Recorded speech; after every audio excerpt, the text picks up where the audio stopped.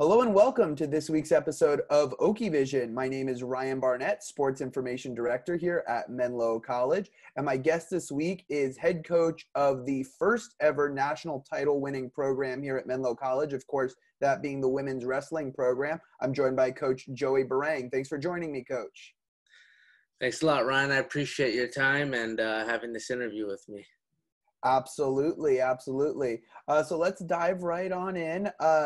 Of course, your team, as we mentioned in the lead-in, national champions 2 times over in the 2018-19 year, winning both the WCWA and NAIA national titles. And it looked like it was going to be more of the same in the 2019-20 season. You guys won the NWCA multi-divisional dual national meet championship and went undefeated overall in duels on the season.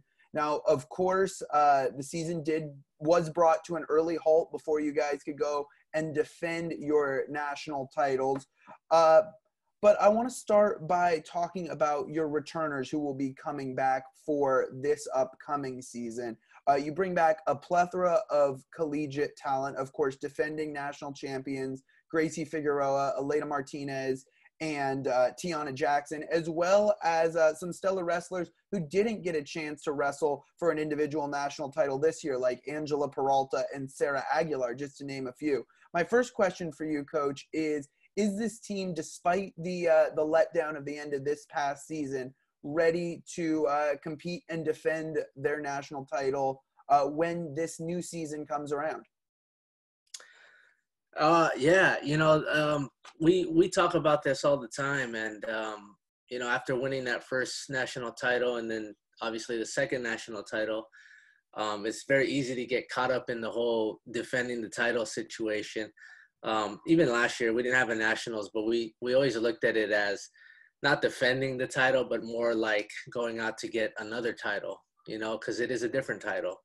The 2020 title was up for grabs, and now potentially the 2021 title is up for grabs. So it's a lot easier to focus that way when you're not trying to defend something and more so trying to go get something. And I think that's what got us to where we got to in 2019. So that's sort of our focus. And as far as being ready, we always use Coach Kendra's, her words. She says, if you stay ready, you don't have to get ready. So we're ready. Like if there's a season this year, the team is fired up and ready to go, right? Their season went to it was cut short last year, and so they have some pent-up energy, of course, that they want to expend out onto the mat. So it's just a matter of what the world is going to allow anyone to do, and if it opens up for us, we're ready to go. All right, well, we're excited to see that. Every wrestling match that I've had the chance to take part in, whether that's covering, broadcasting, announcing, it's really fun to watch your ladies compete. They are, they bring a competitive edge that's unlike anything I've ever seen. So we're really excited and really hoping for a season this year so we can see your team in action. Now, of course, we also do have to talk about, unfortunately, you did graduate a group of 6 brilliant seniors that didn't get a chance to compete at nationals last year. I see, love the shirt, paying homage to Precious Bell, one of our incredible seniors last year who did graduate, as well as 2 other All-Americans, Solon Piercy and Marilyn Garcia. Can you talk a little bit about what these 6 brilliant ladies brought day in, day out to your practices and at matches every day for your team, and maybe a little bit about how they handled the situation? I know it's a tough situation with their season being their senior season brought to an early end, but having worked with all these student athletes, I'm sure they handled it with great composure and great poise. Yeah, obviously that was a very tough pill to swallow for a lot of people, families included, the school, just everyone, and especially the athletes. They worked incredibly hard all year long and their whole career to get to that point. And just to have it stripped away the last second there, we were literally the night we're at practice, just finished the last practice before they had to make weight the next morning, and got the call when we got back to the hotel. So it was heartbreaking to watch some of them go through the emotions they had to go through. and wrestling is so tough. It just requires, it's just a different thing. I've done a lot of different sports, including professional fighting, and nothing compares. Absolutely. So to have that happen to them, it's pretty amazing. But, you know, they're resilient seniors. Those are some of the best seniors that have ever come through the Menlo College circuit. And they have a lot of things in front of them. I mean, you see the shirt here that you have in front of me. Belle's still going at it. She's ranked #2 in the United States on the senior team. Marilyn Garcia is out with her in Wisconsin right now, working on and training, because it's open up there. It's not like California. And they're training for the U.S. Open coming up in a week or so here. So they're trying to keep the dream alive and continuing to the sport of wrestling. So Lynn, you know, is now working, and she's got a lot of things ahead of her. And as she chooses to wrestle again, she could easily get on that circuit too. And even the other seniors that stayed at home, I mean, they were just so valuable for us, just in so many ways. And on the team every year, as is all of our seniors that ever graduate from Menlo, on our team especially. They always mean so much to us, and to have to graduate them, I think that's the sucky thing about being a coach, either at the high school level or college, is you only get 4 years for the most part, unless you continue on with them. Lucky for me that this sport at our level gives us a chance to continue on for the world teams, or, you know, Olympics potentially, and I get to be a part of these kids' lives if they choose to continue to wrestle. And so I may have them for a little bit longer. So I think they'll be fine. They're resilient kids, like I said, and they're moving on. Absolutely. Yeah. And like I said, you know, having worked with these student athletes, we expected no less. Of course, you know, it's exciting to hear that Marilyn and Precious are both continuing, you know, in their plight to become, you know, basically the nation's greatest wrestlers, or to defend that title. And then, of course, Celine as well, a great all-around student athlete, Menlo College salutatorian last year upon graduation. And really all of your seniors, as you mentioned. I know wrestling, you know, such a grueling sport. You have so many student athletes who are out there going day in, day out at practice for, you know, not necessarily the longest time on the mats, but we know they're all contributing, you know, large amounts to your program. So we've talked about this year's returners. We've talked about the seniors. Let's talk a little bit about your incoming recruiting class for this year. Of course, headlined by 2 Tricia Saunders High School State Excellent Award winners, Louisa Schwab from the state of Illinois and Nenea Estrella from Hawaii. Of course, Nenea going on to win the award at the national level. What do you expect, not just from these 2 recruits, but really your whole recruiting class, on how they will contribute in their first years as Oaks?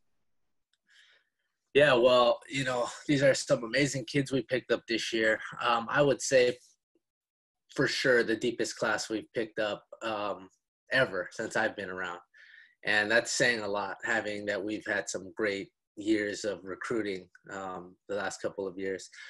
But this group, you know, 2 Tricia Saunders Award winners. There's 2 other state champions in their state, one from Hawaii and another one from California, Aliyah Bushi, who's close by to here, adding to the program on top of some kids who wrestled that state and did really well in the state of California. And so we're super excited about their talent that they bring to the table, but most importantly, their personalities and who they are as human beings. That's important, you know, bringing in the right kid that's going to be a program kid, and no matter what their situation is going to follow you to the end and work their butts off until they're graduated, like those kids we just mentioned.